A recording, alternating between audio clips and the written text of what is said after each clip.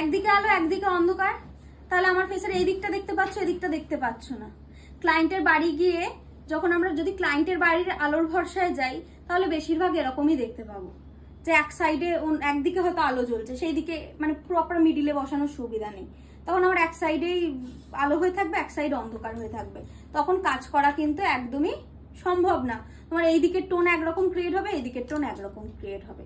তখন আমাকে আলোটা কি করতে হবে, একদম আমি কি করব, এরকম মিডিল ওয়াইজ বসাবো।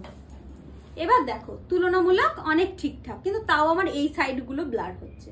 এবার তখন তো আমার দুটো রিং লাইট বা কিছু ক্যারি করা সম্ভব না, তখন আমি একটা আলো দিয়ে এইভাবে করছি।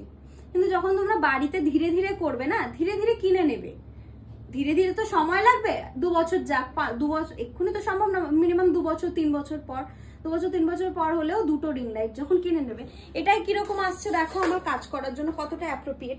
ওটাই তো একরকম লুকস পেলে মিডিল থেকে। এই যখন এখানে একটা আলো জ্বলছে,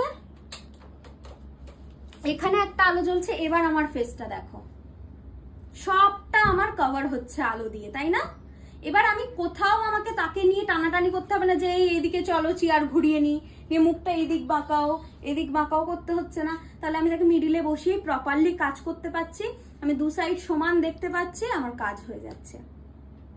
তাহলে আলোটা কিন্তু খুব মানে একটা খুব ইম্পর্টেন্ট জিনিস মেকআপের জন্য।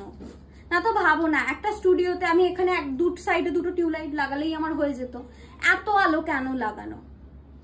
বা আমি তোমাদেরকেও সবসময় বলি না যে আলো জ্বালাও, মিররে এত আলো, এখানে এত আলো, চারিদিকে এত আলো লাগিয়ে রেখেছি কেন? মেকআপের জন্য আলোটা কিন্তু খুব ইম্পর্টেন্ট জিনিস। তোমার